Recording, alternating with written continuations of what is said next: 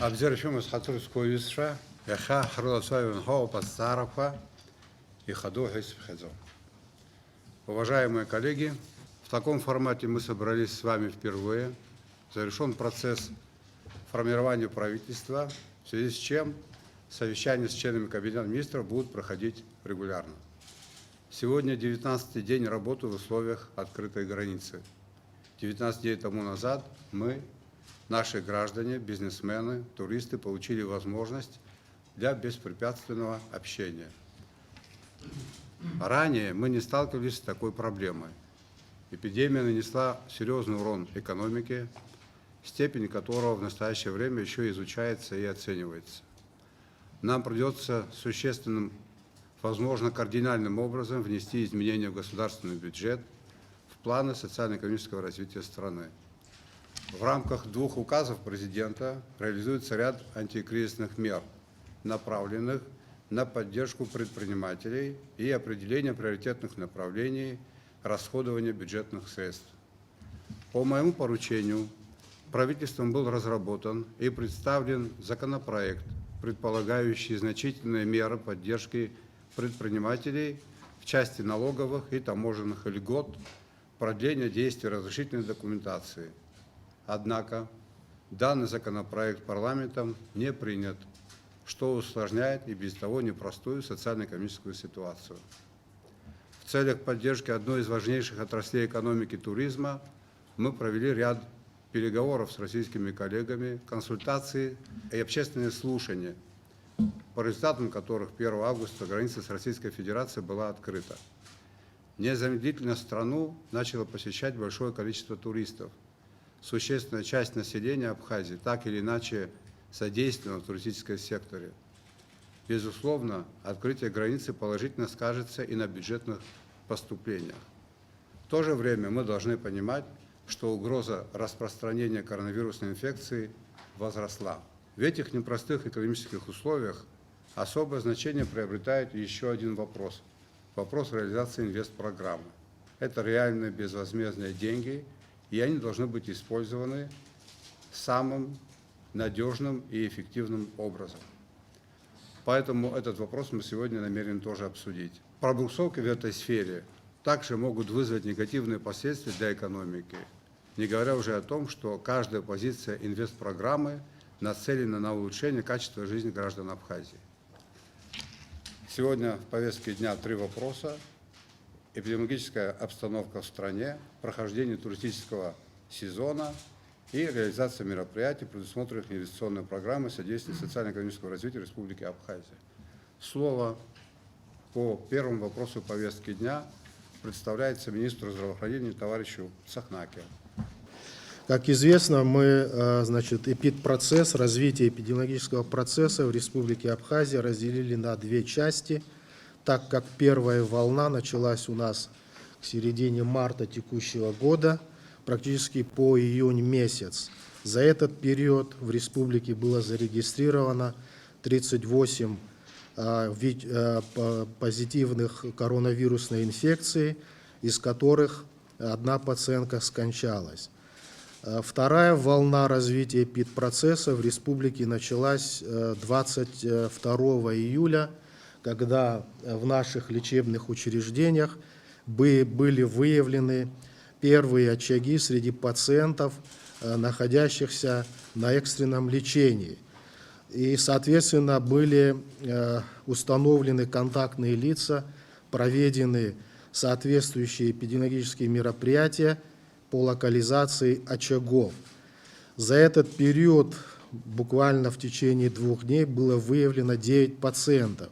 И если проследить по динамике развития эпидпроцесса, по 17 августа практически ежедневно в республике выявлялись до 10 человек и более позитивных коронавирусной инфекции.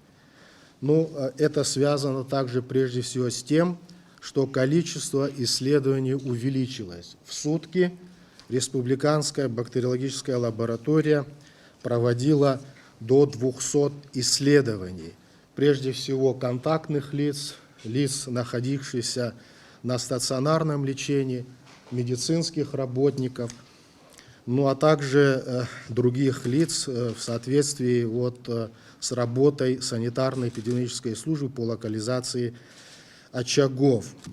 Только 19 августа, по состоянию на 19 августа, у нас зарегистрировано 215 человек, это за весь период развития эпидпроцесса.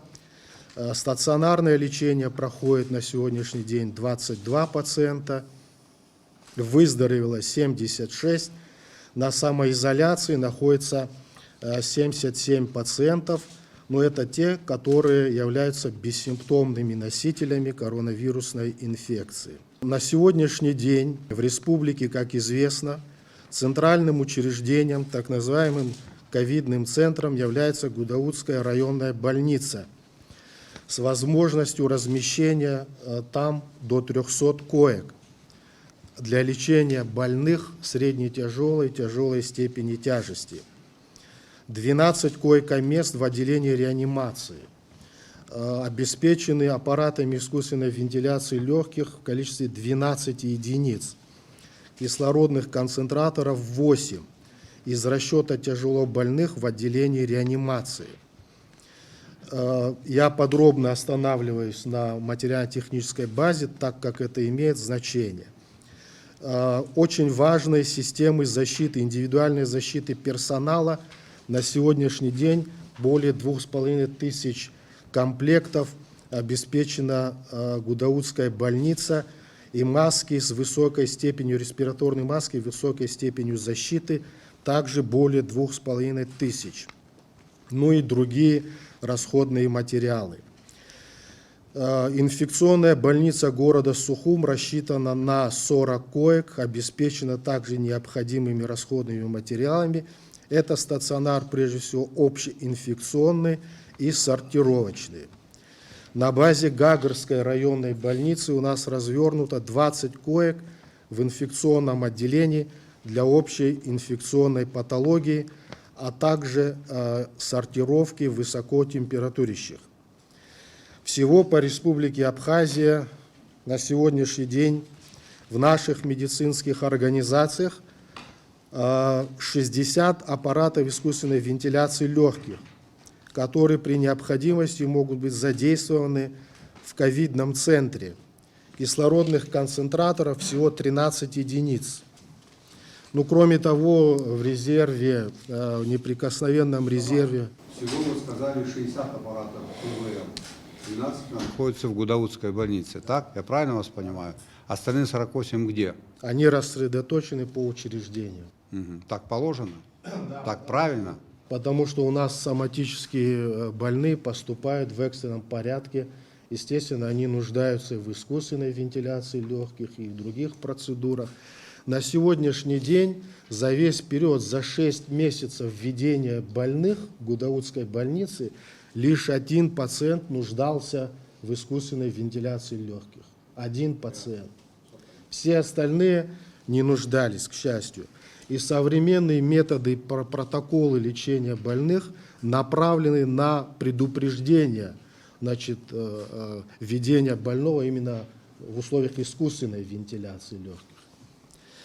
В резерве у нас значительное количество комбинезонов, масок различной степени защиты и так далее.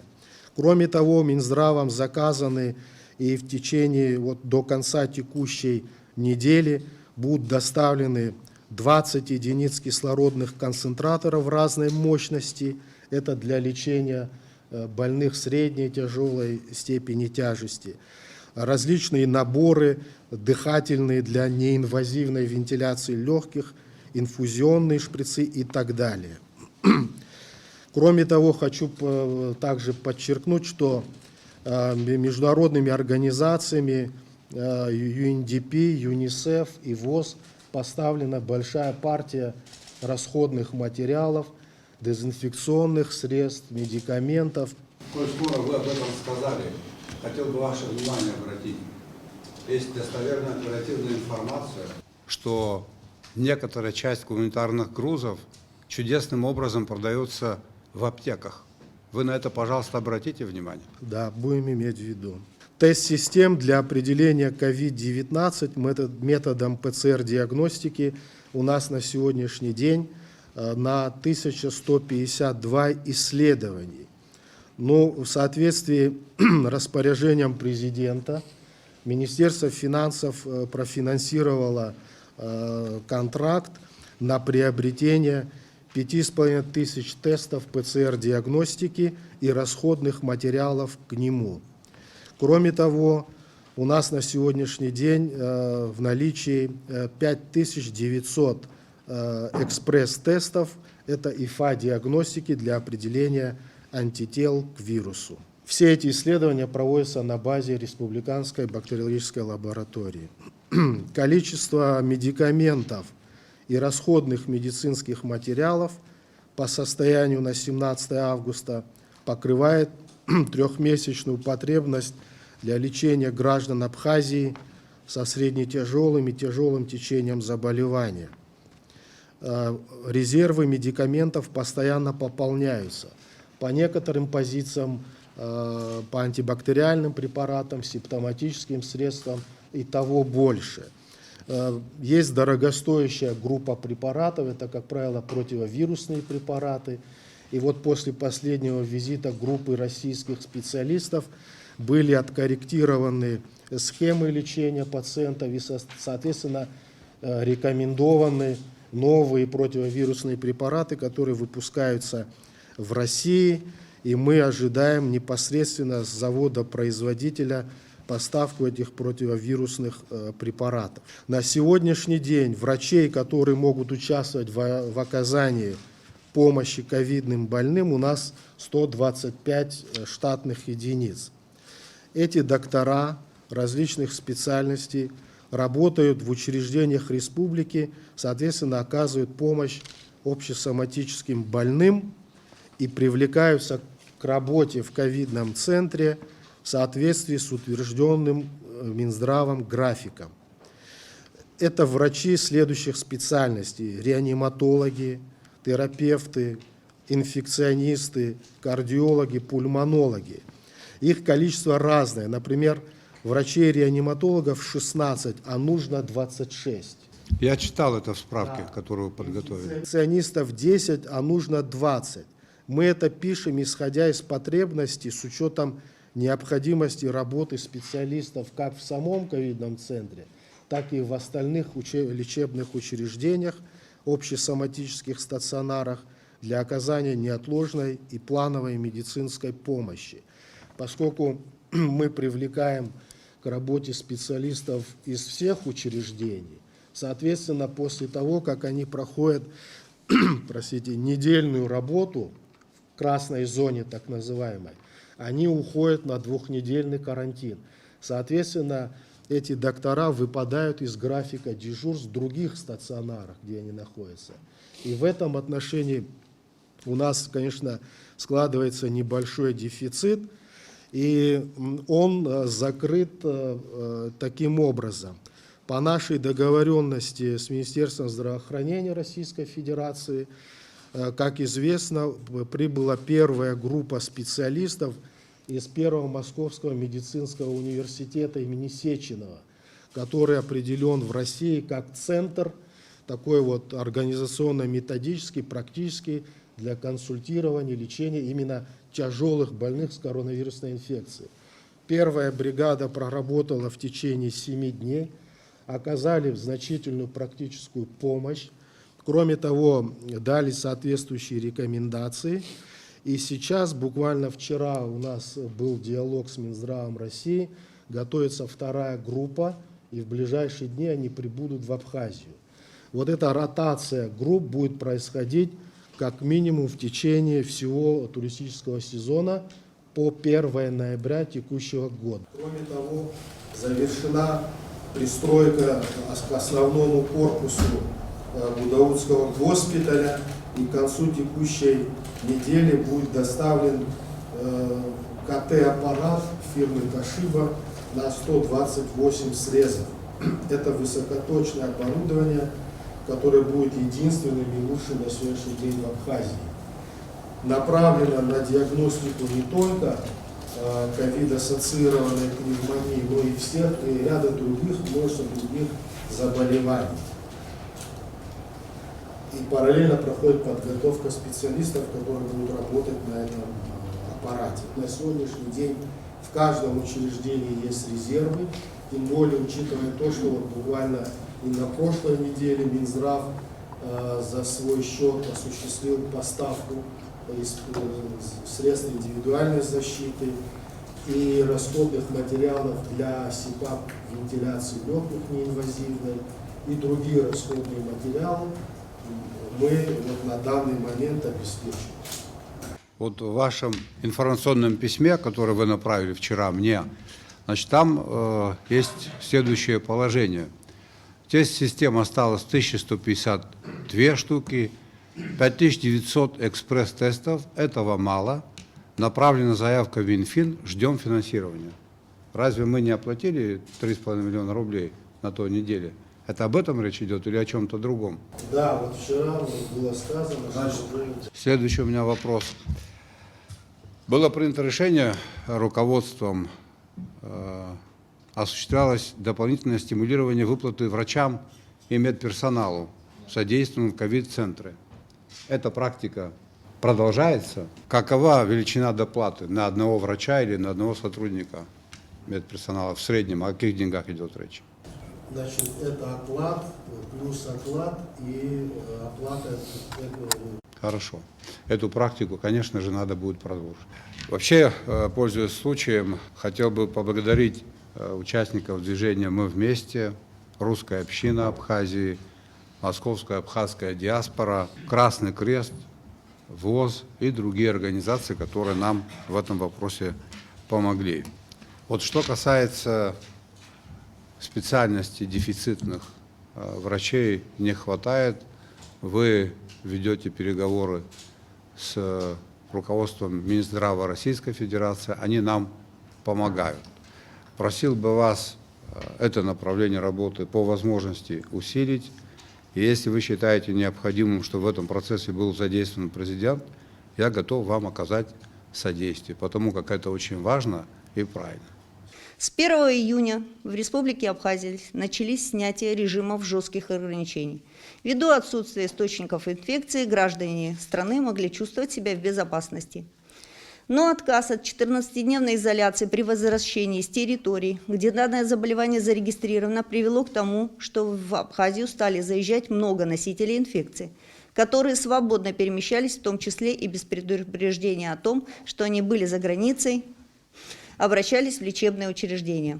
Практически контролируемое заболевание в Республике Абхазия, отсутствие настороженности в лечебной сети, потеря бдительности медицинским персоналом, нарушение санитарного и противоэпидемического режима, отсутствие готовности к новой карантинной инфекции по обустройству фильтров, отсутствие санитарно-просветительных тренингов с медицинским персоналом, отсутствие алгоритма по приему инфекционных подозрительных больных в ЛПУ, прекращение мероприятий по отслеживанию каждого прибывшего из-за пределов республики, отсутствие 14-дневной самоизоляции послужили фактической причиной возникновения вспышек сразу в двух ведущих лечебных учреждениях – городской больнице города Сухум и республиканской больнице. Причем в эпидемиологическом процессе сейчас задействован не только медицинский персонал, но и родственники. В настоящий период продолжается рост COVID-19. С 22 июля по настоящий период выявлено 177 подтвержденных больных. Имеются семейные очаги, в которых больные, у которых есть симптоматика, но обследование они еще не прошли. Возможности республиканской санитарно-бактериологической лаборатории ограничены человеческим фактором. Штаты до сих пор не увеличены. И возможностью проведения исследований до 70-100 проб в день. Период, в который Республика Абхазия находилась на жесткой изоляции, был необходим для подготовки системы здравоохранения республики к функционированию в принципиально новых условиях работы, в условиях карантинной инфекции, новой коронавирусной инфекции. Перестройка всей системы здравоохранения предусматривает изменение порядка и проведение лабораторной диагностики, изменение алгоритма действия ЛПУ по приему пациентов, оказанию медицинской помощи, изменению порядка транспортировки больных и подозрительных на заболевания, резкое усиление и ужесточение санитарных и противоэпидемических правил в медицинских учреждениях на всех направлениях, подготовки и переподготовки медицинского персонала и обучению дополнительного кадрового состава для работы в условиях особо опасных инфекций, выделение и комплектование мест размещения больных COVID-19. Мы должны вводить опять 14-дневный карантин по всем гражданам, которые или выявлены, зарегистрированы больными, или въезжают на территорию Республики Абхазия из-за ее пределов. Нужно вводить 14-дневный карантин для всех заезжающих в Республику Абхазию из-за пределов и всем, кто выявлен заболевшим. Что касается строительства помещения под аппарат КТ фирмы Toshiba, строительные работы завершены, вы так сказали? Да. На следующей неделе текущего года аппарат прибудет в Абхазию? Да. Сколько потребуется времени, чтобы аппарат установить? 2 недели. 2 недели.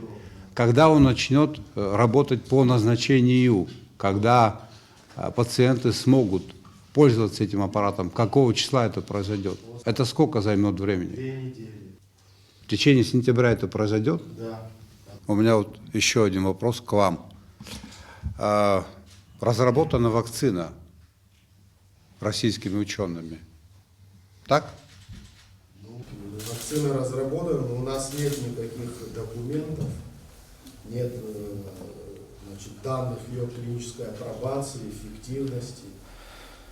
Существуют там побочные какие-то действия или нет, мы ничего сказать по этому поводу не можем. А более конкретной информации нет. Вот мне звонили журналисты, некоторые общественные деятели задают вопрос вот в связи с тем, что в Российской Федерации вакцина разработана, осенью она уже поступит в лечебное учреждение и так далее. Нет ли у вас желания приобрести или каким-то образом сделать так, чтобы эта вакцина поступила в Абхазию? Как-то эти вещи можно прокомментировать? Мы обсуждали вот этот вопрос тогда, когда к нам приезжала делегация, первая и вторая. Но тогда не было сертификации этой вакцины.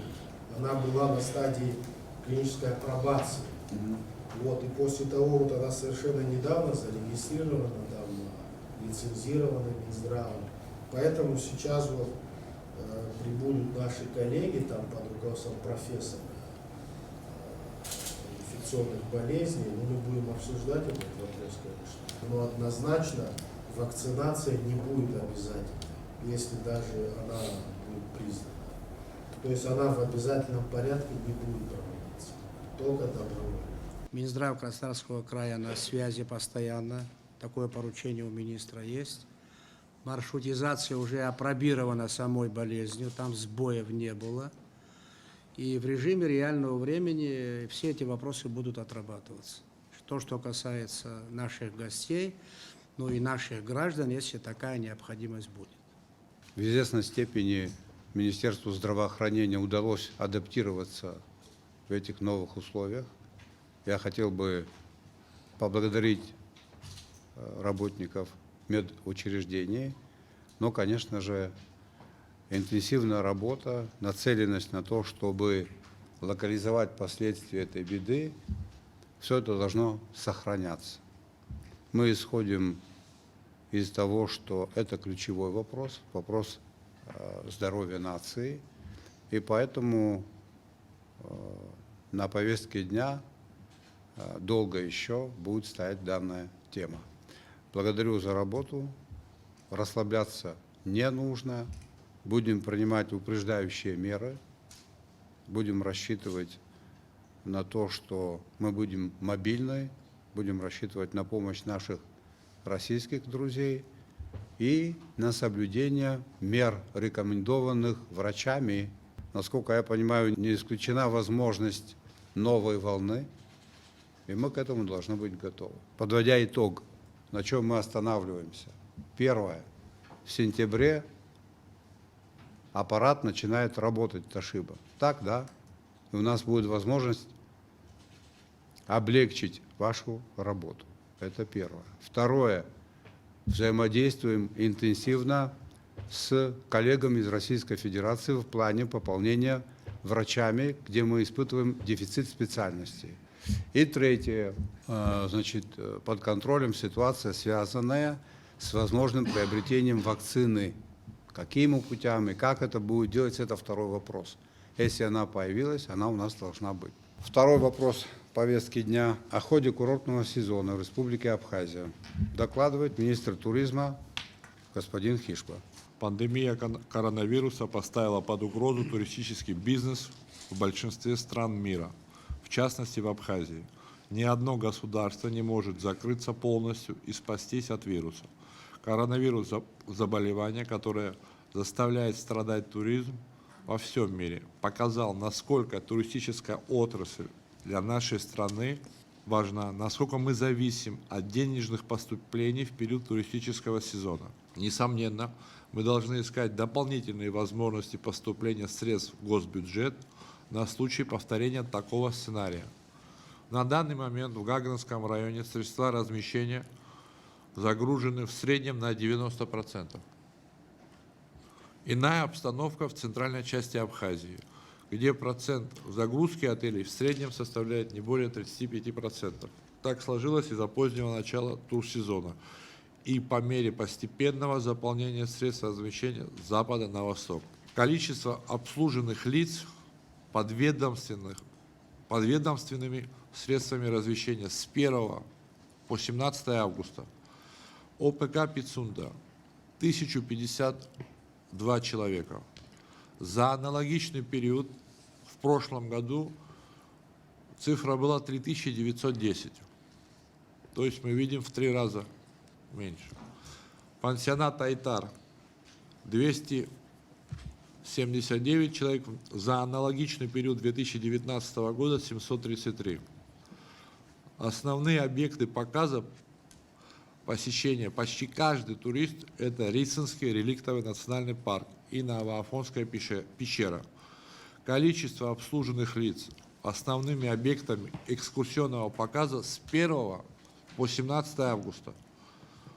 Рицинский национальный парк – 66 718 человек.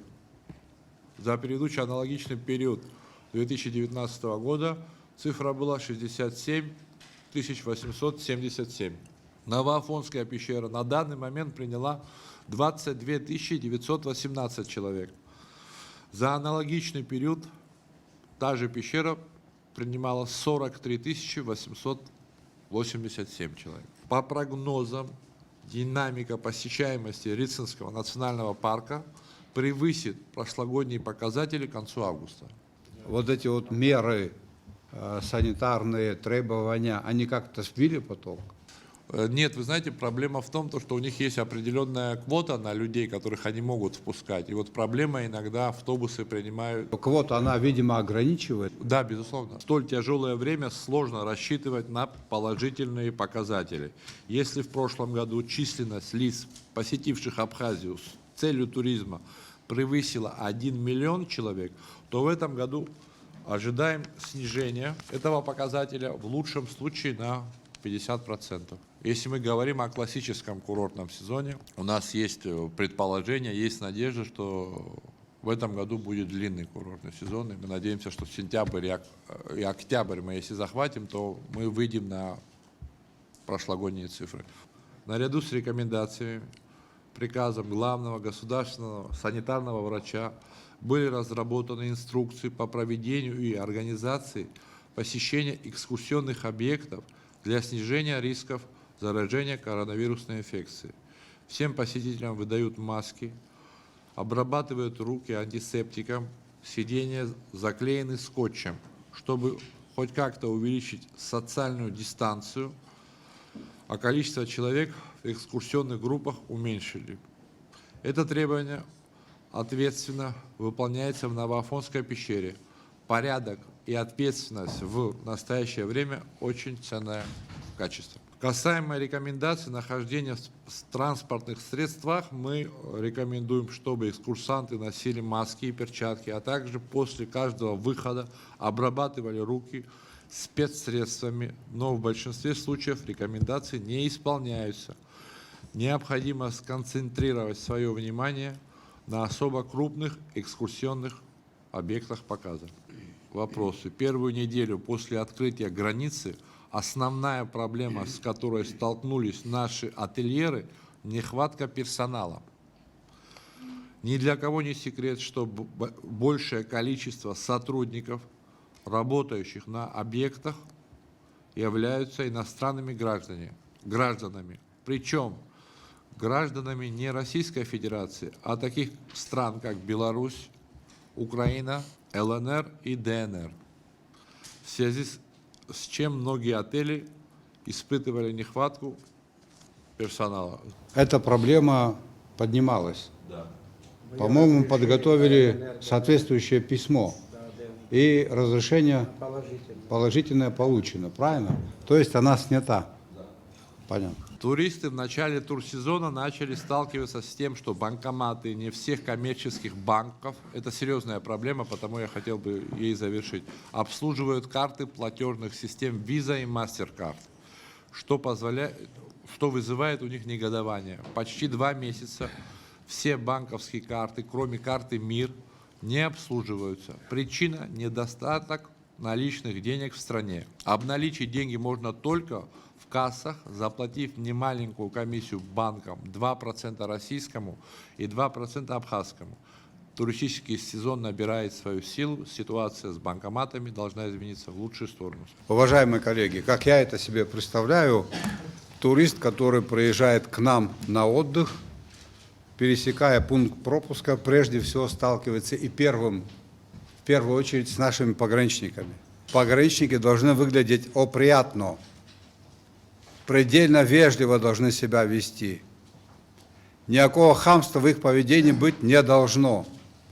Служба собственной безопасности, ваше подразделение должно регулярно проводить закрытые мероприятия.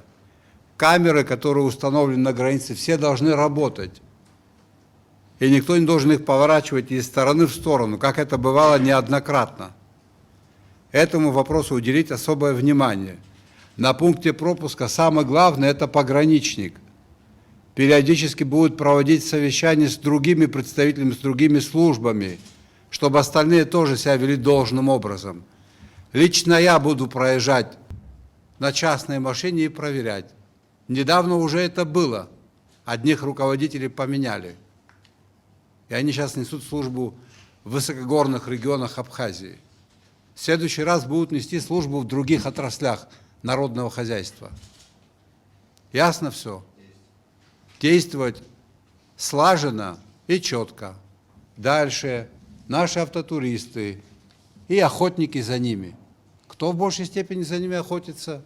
Преступники или сотрудники ГАИ некоторые? Что касается приказа министра внутренних дел по поводу необоснованной остановки автотранспорта отдыхающих с Российской Федерации, отстранено уже 3 сотрудника, 15 сотрудников госавтоинспекции получили дисциплинарные взыскания и проводятся служебные проверки по этому поводу. Регулярно каждый день выезжают сотрудники УВР и УСБ МВД Республики Абхазия на республиканскую трассу, где проводятся мероприятия по выявлению недобросовестных сотрудников ГАИ. Значит, помочь министру внутренних дел в этом смысле провести ряд оперативных экспериментов, запустить учебных нарушителей, задержать в случае необходимости и все это зафиксировать документально, с тем, чтобы общественность видела, что это не простые слова, а что механизм в действии. Вымогаешь – получил, сел. Вот такая схема должна работать. Люди ждут результатов от вас. Сентябрь в этом смысле должен быть насыщенным. Регулярно проводятся силами центрального аппарата специальные оперативные и профилактические мероприятия. Каждый день проводятся они. То есть это в Цандрипши, в Гагре, в Пицунде, в городе Сухум, в Гудауте. Особенно, где увеличен поток туристов. Каждый день силами центрального аппарата проводим мероприятия. Все сотрудники переведены на усиленный режим работы. Все УВД и УВД по Республике Абхазия переведены на усиленный режим работы ведения службы. Усилены пешие патрули и усилены автопатрули. В городе Сухум только на патрулирование заступает от 8 до 9 машин. Также в Гагре, в Пицунде и в Цандрипше и в Гудаутском районе. Регулярно проводим оперативно-розыскные и оперативно-профилактические мероприятия. Участок дороги до озера Рица, он опасный участок дороги. Дорожное полотно уже давно не соответствует требованиям безопасности, поэтому там сотрудники ГАИ должны помогать людям, оказывать им содействие. Каждый день управлением госавтоинспекции выделяется от 2 до 3 патрулей, которые направляются именно на тот участок дороги. Были у нас ДТП за последнее время? Какое количество? За последнее время у нас было около 12 ДТП, без летальных исходов, в основном механические повреждения. А вот случаи связаны с тем, что на квадроцикле Туристка наняла квадроцикл, она была вместе с непосредственно, кто сдает данные квадроциклы, и, к сожалению, она погибла. причины аварии установлены, почему они опрокинулись? Причина аварии – это, естественно, что неквалифицированный человек сидел за управлением данным транспортом. Нет, не отказ техники. Санаторно-курортным объектом в прошлом году 429 миллионов был объем, 45 в этом году. Это в 9,4 раза. По туристическому обслуживанию и по людям, и по деньгам в 5,5 раза меньше. В город Сухум в 4 раза меньше оказал услуг. Гагрский район в 11 раз меньше. Гудаутский район в 5 раз меньше. Афонская пещера и по людям, и по деньгам в 5 раз меньше. Ритинский парк в 5,4 раза меньше. Это, конечно, тяжелейшие провалы, и они очень сильно ударяют по бюджету. Я в какой-то степени разделяю уверенность министра, что сентябрь месяц будет насыщен туристами. Показатели бронирования это подтверждают. Но мы надеемся на то, что погода позволит, и туристический сезон продлится и на октябрь месяц. Это все непросто, естественно, там дополнительные нагрузки на все виды услуг, на пограничников, на МВД, на самих объектах не просто так. Прав министр, говоря о том, что есть проблемы с обслуживающим персоналом. Но последние дни подтверждают, что уже тихо входят в ритм.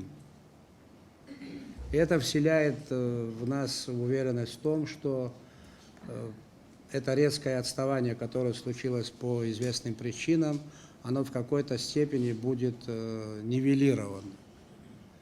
Вот у нас есть такая убежденность. Проблем, которые сегодня выявлены, они существуют, это проблемы старые. К сожалению, мы за многие годы не сумели от них избавиться. К примеру, Александр Георгиевич, которые видны реально. Да? Мы продолжаем нещадно эксплуатировать животных, птиц. Права Елена Заводская опубликовала материал о судьбе 6 медведей, которые вообще у нас в Абхазии содержатся в ужасных условиях. Это вызвало достаточно большой общественный резонанс. К великому сожалению, нам придется к этой проблематике подключить и экологическую прокуратуру, службы. Если мы не сумеем это преодолеть, то негативные отзывы отдыхающих о разнообразии абхазского сервиса, они будут увеличиваться. Вот я бы хотел... Разнообразие в кавычках. К сожалению, это неприглядная картина. Многие видели фотографии, выложенные в интернете с этим животным. Уже установлено место, где находится. Но по-прежнему птицы, обезьяны извините, черепахи, ну, наверное, скоро мы и змей вытащим ради того, чтобы там кого-то привлечь. Вот есть такая проблема. Я повторяю, она старая, не сегодняшнего дня, но нам придется вносить коррективы в будущем году по работе в этом направлении. Ваше замечание по безопасности дорожного движения абсолютно справедливое. Пока обстоятельства нас берегут, но то, что происходит с транспортировкой туристов в открытых машинах, чревато возможными серьезными негативными последствиями. Но у наших соседей в Сочи этот вид обслуживания туристов запрещен. Нам придется также думать о подобных мерах, потому что то, что делала ГАИ вот в первые 2 недели после открытия границы, показало, что огромное число водителей вообще не граждане Абхазии. Эти машины вообще не зарегистрированы у нас. Они не зарегистрированы как предприниматели, то есть они не платят налоги.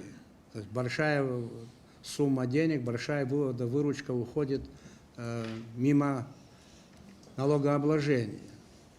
Но самое главное, конечно, безопасность людей. И мы должны, готовясь уже к будущему курортному сезону, вносить эти коррективы. То, что касается возможности всех наших объектов отдыха, Александр Георгиевич, я опираюсь на то, что мне докладывал министр. В интернете огромное число мест для размещения отдыхающих в Абхазии. Если это сравнивать со статистическими нашими данными и с данными, которые есть в Министерстве туризма, то это, как говорится, небо и земля. Все там в разы превышает то, что указано в нашей отчетности. Просто в разы. И сегодня тоже. Вот министр прав, говоря о том, что не все объекты, я скажу мягко, отдыха в том же Гагарском районе, в городе Сухум, в других местах, но за исключением Восточной Абхазии, попали вообще в отчетность. Недавно подготовил документ наш молодой министр юстиции. У нас 14 тысяч юридических лиц в Абхазии, в Минюсте зарегистрировано. На налоговом учете стоит не более 5. Это тема отдельного разговора. Вот, мы с определенной периодичностью будем обсуждать наиболее важные проблемы, в том числе проблема учета. Очень много объектов туристической сферы фантомного характера. Они вроде как есть, и вроде как их нет. Летом появляются, к зиме прячутся. Информирую вас о статусе реализации инвестиционных программ содействия социально-экономическому развитию Республики Абхазия периода 2017-2019 и периода 2020-2022 годы.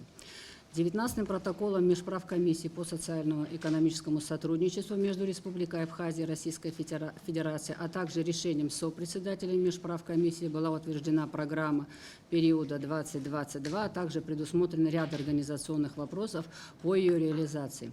В этой связи с мая текущего года уполномоченными органами Республики Абхазия по реализации инвестпрограмм выполнены следующие мероприятия. В соответствии с пунктом 9 вышеуказанного решения мы должны были до 30 июня провести проверку достоверности определения сметной стоимости строительства, реконструкции, капитального ремонта объектов капитального строительства. Данное обязательство абхазской стороны при взаимодействии с Министерством экономического развития Российской Федерации было реализовано. Получено 35 экспертных заключений, позволяющих открыть в 2020 году финансирование объектов инвестпрограммы 2022. В соответствии с требованиями, установленными протоколом 19-го заседания Межправкомиссии, на стадии подписания постановления Кабинета министров, согласно которому будет утвержден порядок взаимодействия органов госуправления при реализации инвестпрограмм. Также по вашему поручению, данным порядком также будут определены требования отбора к подрядчикам для реализации мероприятий инвестпрограммы. Я вас прерву на этой странице. Значит, в протоколе от 18-м МПК рекомендовать абхазской стороне до начала реализации мероприятий инвестпрограммы 2022 разработать и утвердить порядок отбора подрядных организаций для реализации мероприятий программы, а также критерии их отбора, основным из которых будет являться их квалификация, подтвержденная наличием положительного опыта выполнения аналогичных работ, наличием квалифицированных специалистов в штате организации или привлеченных специалистов, наличием у организации собственной или привлеченной техники и оборудования, финансовой устойчивости организации. Это, безусловно, важные вещи. Я бы хотел вам рекомендовать следующее. Вам и товарищу из УКСа. Значит, когда этот документ будет готов, в него должно войти следующее. Необходимость согласования с заказчиком субподрядных организаций. Мы должны знать, кто они такие. Реализация инвестпрограммы приобретает для нас как никогда исключительно важное значение с учетом того экономического кризиса, в котором мы пребываем. Это безвозмездные, беспроцентные деньги. Они должны быть реализованы и использованы с максимальным эффектом. Тот небольшой опыт, который наработали сотрудники правоохранительных органов, свидетельствует о том, что последние годы в этом направлении огромное количество нарушений. Яркий пример – это Абхаз-Автодор и многие-многие другие примеры, о которых в ближайшее время наша общественность будет знать. Поэтому согласование с заказчиком субподрядных организаций, полные данные, кто они, что и так далее. Все эти материалы должны быть в МВД и в СКБ.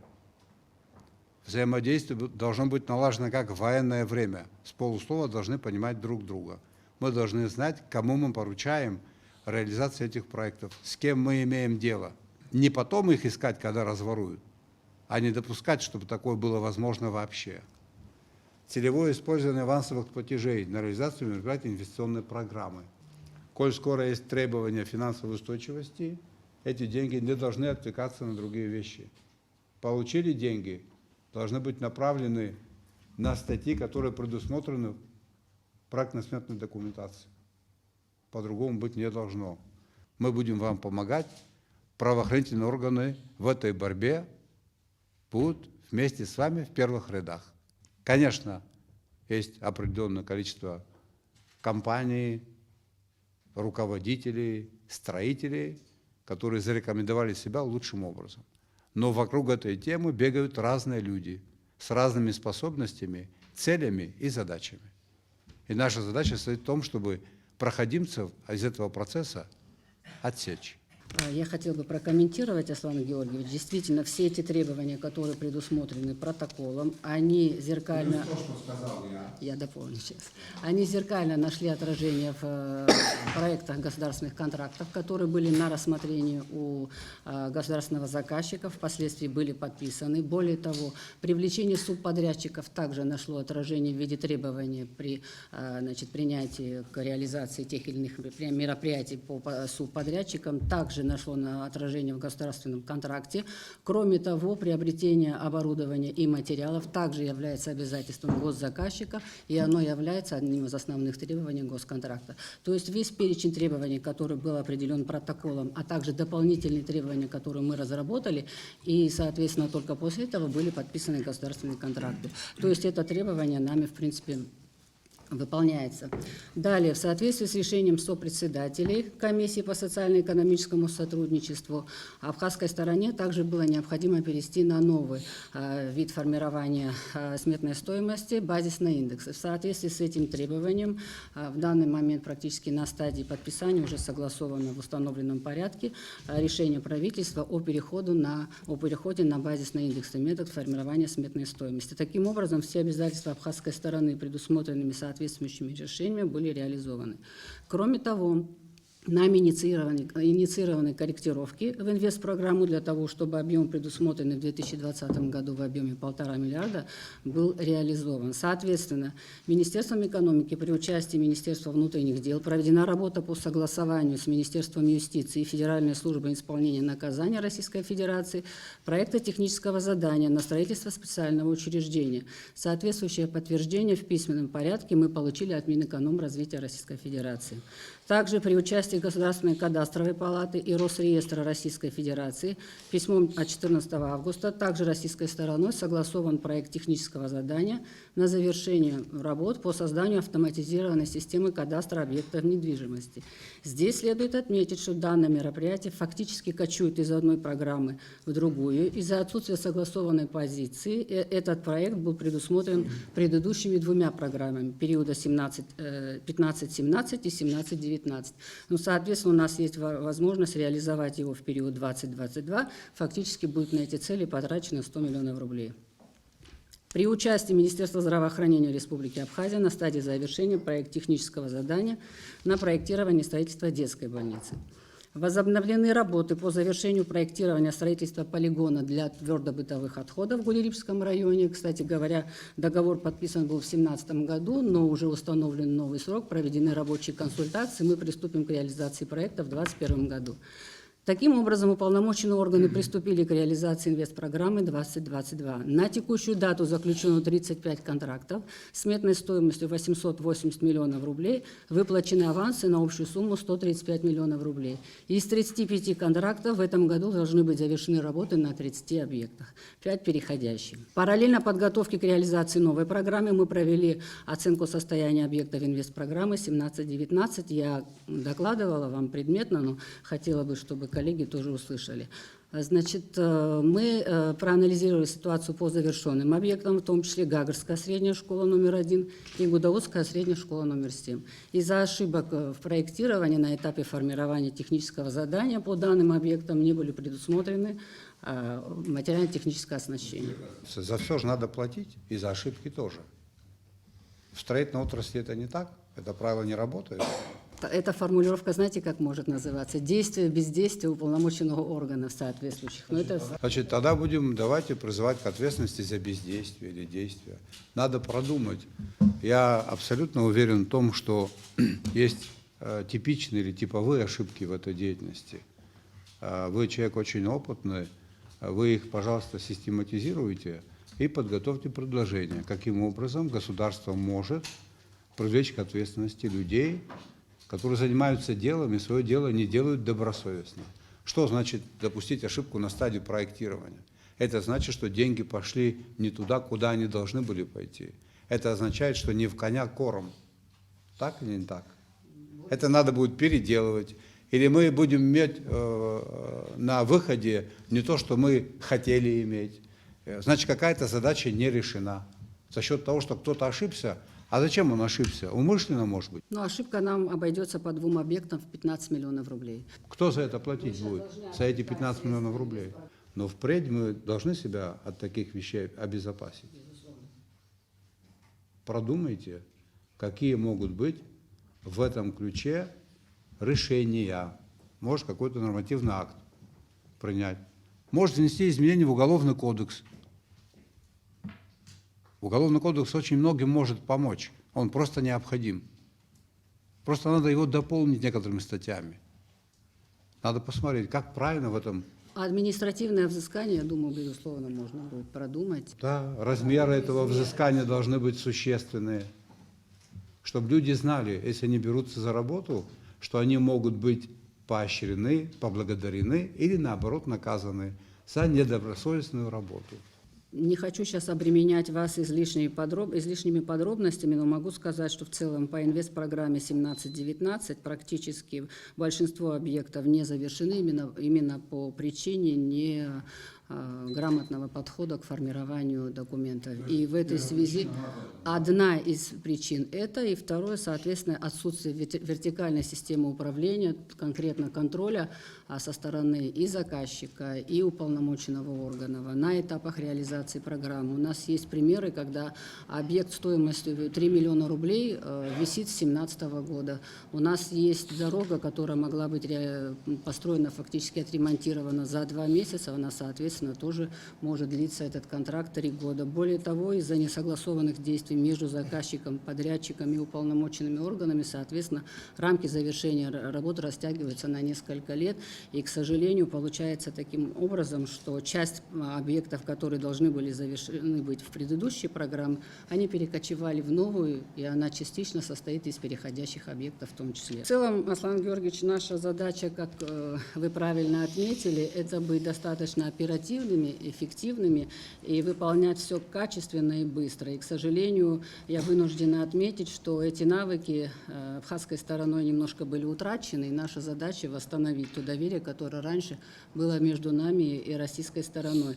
Из-за вот такого, на мой взгляд, немножко неэффективного подхода элементы контроля с российской стороны уполномоченных органов, они очень серьезным образом обременяют возможность быстрого решения вопросов, и это задача номер один. Главное действительно вести себя так, что было понятно, что мы люди ответственные и очень серьезно относимся к своим обязательствам, ну и, соответственно, к тем задачам, которые перед нами ставятся. Теперь хотела бы коснуться конкретных цифр. С 2015 года более чем в 2 раза сократились объемы финансирования инвестпрограмм. По результатам контрольного мероприятия Счетной палаты Российской Федерации главной причиной является вина абхазской стороны, связанная с невыполнением обязательств по предоставлению необходимой документации в качестве обоснования сумм финансирования. Если мне не изменяет память, вот за это время нам не удалось по разным причинам освоить первоначально обозначенные суммы. Ни разу, правильно? А мне вот отложилась в моей памяти следующая цифра. В 2014 году, в ноябре, по-моему, тоже было заседание МПК, и было принято предварительное решение о том, что объем инвестпрограммы на 2015 год составит более 5 миллиардов рублей, а фактическое освоение составило 450 миллионов. В 11 раз меньше того, что было заявлено. То, что мы сегодня собрались и организовали обмен мнениями, это полезно. И для разговора, который будет поднят завтра в правительстве, и у меня в администрации президента. Поэтому предельно все ясно. Очень многие вещи придется менять. Абсолютно уверен в том, что для этого хватит и людского ресурса, и воли, потому как результат нужен нашим гражданам. Наверное, в этой аудитории нет людей, которые не знают простую истину. Мы призваны служить нашим гражданам и работать для того, чтобы им стало немножко легче. А реализация инвестпрограммы – это социально значимое мероприятие, это заработная плата и многое-многое другое. Поэтому, подводя итог этому совещанию, хотел бы сказать, что такие рабочие встречи будут впредь практиковаться. В сентябре мы будем готовить аналогичное совещание по проблемам энергетики. Это непростая картина складывается в этой отрасли, и нам просто необходимо в упреждающем режиме принять ряд мер. Благодарю всех участников совещания. Работаем дальше.